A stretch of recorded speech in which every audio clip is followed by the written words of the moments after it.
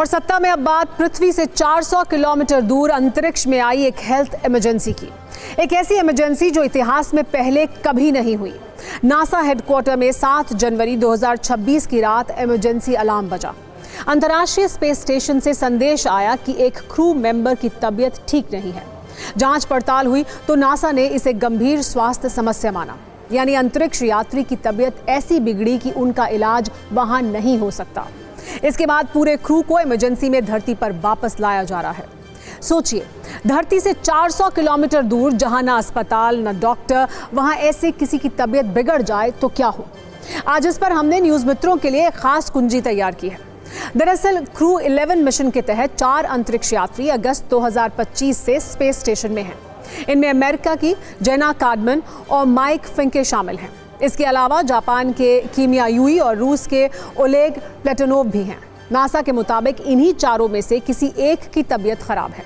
हालांकि प्राइवेसी का हवाला देते हुए ये नहीं बताया गया है कि इन चारों में से वो कौन है जो बीमार है। ना ये जानकारी दी गई है कि बीमारी क्या है।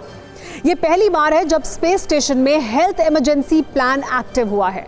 जब आईएसएस पर इलाज मुमकिन नहीं होता तो ऐसे में प्लान होता है क्रू रिटर्न व्हीकल। 1 या 2 स्पेसक्राफ्ट हमेशा डॉक किए जाते हैं। ये एक तरह से लाइफ बोट की तरह काम करते हैं। अगर इमरजेंसी हुई तो बीमार एस्ट्रोनॉट को इनमें बैठाकर पृथ्वी पर भेजा जाता है। पृथ्वी तक आने में 3 से 6 घंटे का वक्त लगता है। अब आपके मन में एक सवाल ये भी होगा कि जब क्रू 11 के सभी सदस्य वापस आ जाएंगे तो क्या स्पेस स्टेशन खाली हो जाएगा?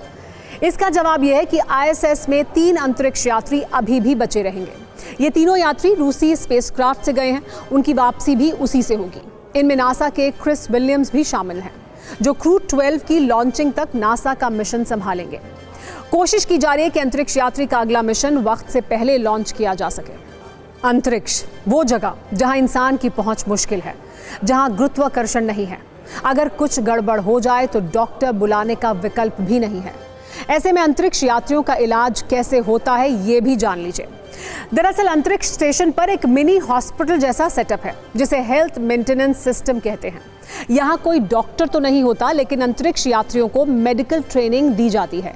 1 या 2 यात्रियों को विशेष मेडिकल ट्रेनिंग देकर क्रू मेडिकल ऑफिसर बनाया जाता है। एक मेडिकल किट होती है जिसमें पोर्टेबल अल्ट्रासाउंड, ईसीजी मशीन जैसे उपकरण होते हैं। सीपीआर उपकरण और ग्लूकोमीटर भी होता है। अगर किसी को दांत में दर्द हुआ तो उसे निकालने का स्पेशल किट भी होता है। मेडिकल किट में करीब 200 तरह की अलग अलग दवाएं होती हैं, जिसमें कई तरह की दर्द निवारक दवाएं होती हैं। अलग अलग तरह के इन्फेक्शन से जुड़े एंटीबायोटिक्स होते हैं। यहाँ तक कि हार्ट अटैक और कैंसर तक की दवाएं भी होती हैं। यानी हर सामान्य बीमारी का इलाज आईएसएस पर हो जाता है। लेकिन अगर कोई कार्डियक इशू हो, फ्रैक्चर और किसी सर्जरी की ज़रूरत हो तो मामला गंभीर माना जाता है। क्रू 11 के मामले में भी एक्सपर्ट ऐसी ही आशंका जता रहे हैं। आपको बता दें कि अभी अंतरिक्ष में सर्जरी कर पाना करीब नामुमकिन है, क्योंकि कई बीमारियों की सही पहचान के लिए सीटी और एमआरआई मशीन वहां नहीं है। साथ ही चीरा लगाने पर अंदरूनी अंग ऊपर की ओर तैरने लगेंगे। 0 गुरुत्वाकर्षण में खून भी ठीक से नहीं बहता है। सर्जिकल उपकरणों और घाव पर खून चिपक सकता है। खून की बूंदें हवा में तैरने भी लगती हैं। इससे दूसरे अंतरिक्ष यात्रियों को भी संक्रमण हो सकता है। अंतरिक्ष में बैक्टीरिया, वायरस कई गुना ज्यादा शक्तिशाली होते हैं, जिससे संक्रमण का खतरा भी कई गुना बढ़ जाता है। माइक्रोग्रेविटी में इम्यून सिस्टम कमजोर हो जाता है, इसीलिए सर्जरी के बाद रिकवर कर पाना भी मुश्किल होता है। एनेस्थीसिया की गैस केबिन में लीक होकर फैल सकती है, जिससे दूसरे अंतरिक्ष यात्री भी बेहोश हो सकते हैं।